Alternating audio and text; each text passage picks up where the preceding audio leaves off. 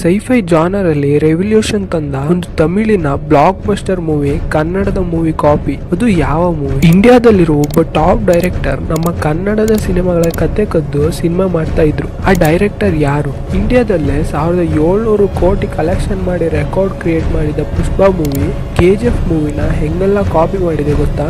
ಈ ಎಲ್ಲ ವಿಷಯಗಳನ್ನ ಈ ವಿಡಿಯೋದಲ್ಲಿ ಕವರ್ ಮಾಡ್ತಾ ಹೋಗ್ತೀನಿ. ಈ ವಿಡಿಯೋ ಸ್ಟಾರ್ಟ್ ಮಾಡೋಕ್ಕೂ ಮುಂಚೆ ಈ ಚಾನಲ್ಗೆ 1000 ಸಬ್ಸ್ಕ್ರೈಬ್ ಆಗೋಕೆ ನಾವು ತುಂಬಾ ಹತ್ರ ಇದ್ದೀವಿ. ಸಿನಿಮಾಗಳ ಬಗ್ಗೆ ಅಪ್ಡೇಟೆಡ್ ಆಗಿ ಇರಬೇಕಂದ್ರೆ ಈ ಚಾನಲ್ ಅನ್ನ ಸಬ್ಸ್ಕ್ರೈಬ್ ಮಾಡಿ. ಒಂದು ಕತೆ ಬರಿಬೇಕಾದ್ರೆ ಡೈರೆಕ್ಟರ್ಗಳು ಇನ್ಸ್ಪಿರೇಷನ್ ಆಗಿ ಒಂದು ಬೇರೆ ಮೂವಿ ಪ್ಲಾಟ್ ಅನ್ನ ತಗೊಂಡು ಕತೆ ಮಾಡ್ತಾರೆ. ಆದ್ರೆ ಕೆಲವು ಮೂವಿಗಳನ್ನ ನೋಡಿದಾಗ ಎಲ್ಲೋ ನೋಡಿದ್ದೀವಿ ಅನ್ಸೋದು ಖಂಡಿತ. ಈ ರೀತಿಯ ಮೂವಿ ಲಿಸ್ಟ್ ಅನ್ನ ಈ ವಿಡಿಯೋದಲ್ಲಿ ನೋಡ್ತಾ ಹೋಗೋಣ. ರಾಜಮೌಳಿ ಇವರ ಸಿನಿಮಾಗಳನ್ನ ಯಾರು ನೋಡಿರಲ್ಲ ಹೇಳಿ. ರಾಜಮೌಳಿ ಅವರ ಹಲವು ಸಿನಿಮಾಗಳು ಕನ್ನಡದ ಸಿನಿಮಾದ ಕತೆಗೆ ಹೋಲುತ್ತೆ. ಅದರಲ್ಲಿ ಇಂಡಿಯಾದಲ್ಲಿ ದೊಡ್ಡ ಬ್ಲಾಕ್ ಬಸ್ಟರ್ ಬಾಹುಬಲಿ ಮೂವಿ ಕೂಡ ಬರುತ್ತೆ. ಈ ಬಾಹುಬಲಿ ಮೂವಿ ರಾಜ್ಕುಮಾರ್ ಅವರ ಮಯೂರ ಸಿನಿಮಾದ ಕತೆಗೆ ಹೋಲುತ್ತೆ. ಮಯೂರದಲ್ಲೂ ಅಷ್ಟೇ, ರಾಜ ಕುಟುಂಬಕ್ಕೆ ಸೇರಿದ ಹೀರೋ ತನ್ನ ರಾಜ್ಯದಿಂದ ಬೇರೆಯಾಗಿ ಬೇರೆ ಕಡೆ ಬೆಳೆದು ಮತ್ತೆ ತನ್ನ ತಂದೆಯ ಸಾವಿಗೆ ಕಾರಣವಾದವರ ಮೇಲೆ ಯುದ್ಧ ಮಾಡೋದು. ಎರಡು ಸೇಮ್ ಅಲ್ವಾ?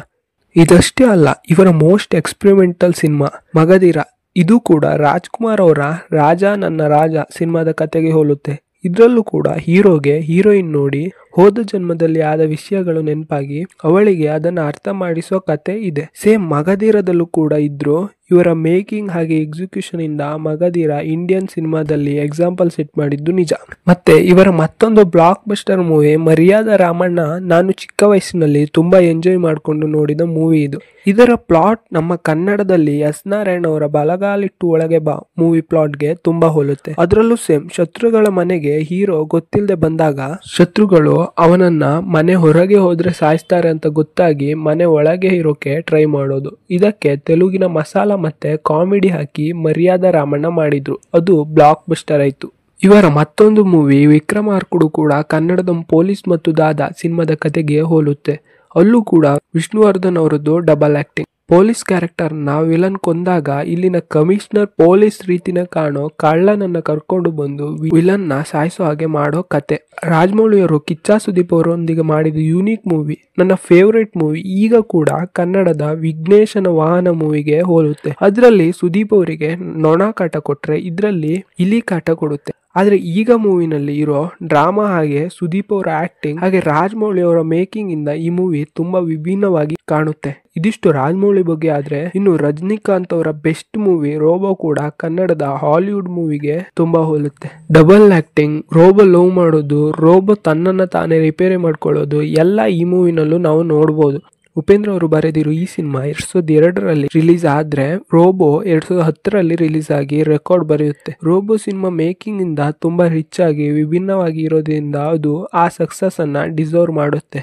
ಈ ಲಿಸ್ಟ್ ನಲ್ಲಿ ಬರೋ ಮತ್ತೊಂದು ಸಿನಿಮಾ ಪುಷ್ಪ 1 ಮತ್ತೆ 2. ಈ ಮೂವಿ KGF ನ ಕಾಪಿ ಮಾಡಿ KGF ಗಿಂತ ಜಾಸ್ತಿ ಕಲೆಕ್ಟ್ ಮಾಡಿದೆ. ಈ ಎರಡು ಸಿನಿಮಾದ ಪ್ಲಾಟ್ ನೋಡಿ ಒಬ್ಬ ಹುಡುಗ ಚಿಕ್ಕ ವಯಸ್ಸಿನಲ್ಲಿ ಆಗಿರೋ ಘಟನೆಗಳಿಂದ ದೊಡ್ಡವನಾದ್ಮೇಲೆ ರೂಲ್ ಮಾಡ್ಬೇಕಂತ ವಿಲನ್ ಗಳನ್ನ ಕೊಂದು ಆ ವಿಲನ್ ಸಾಮ್ರಾಜ್ಯ ನಮ್ ಹೀರೋ ರೂಲ್ ಮಾಡೋದು. ಬರೀ ಪ್ಲಾಟ್ ಮಾತ್ರ ಅಲ್ಲ, ಮದರ್ ಸೆಂಟಿಮೆಂಟ್, ಅಲ್ಲಿ ಚಿನ್ನ ಇಲ್ಲಿ ರಕ್ತ ಚಂದನ, ಅಲ್ಲೂ ಪಾರ್ಟ್ 3, ಇಲ್ಲೂ ಪಾರ್ಟ್. ಅಲ್ಲಿನೂ ಪುಷ್ಪ ಜನರಿಗೆ ದೇವ್ರು, ಇಲ್ಲೂ ಕೂಡ ರಾಕಿ ಜನರಿಗೆ ದೇವ್ರು. ಅಲ್ಲೂ ಕೂಡ ಪೊಲೀಸ್ ಸ್ಟೇಷನ್ ಸೀನ್ ಇದೆ, ಇಲ್ಲೂ ಕೂಡ ಪೊಲೀಸ್ ಸ್ಟೇಷನ್ ಸೀನ್ ಇದೆ. ಅಲ್ಲೂ ಕೂಡ ಪುಷ್ಪ ಒಂದ್ ರಕ್ತ ಚಂದನದ ಪೀಸ್ ಹೋದ್ರು ಸುಮ್ನಿರಲ್ಲ, ಇಲ್ಲೂ ಕೂಡ ರಾಕಿ ಒಂದ್ ಗೋಲ್ಡ್ ಬಿಸ್ಕೆಟ್ ಹೋದ್ರೆ ಸುಮ್ನಿರಲ್ಲ.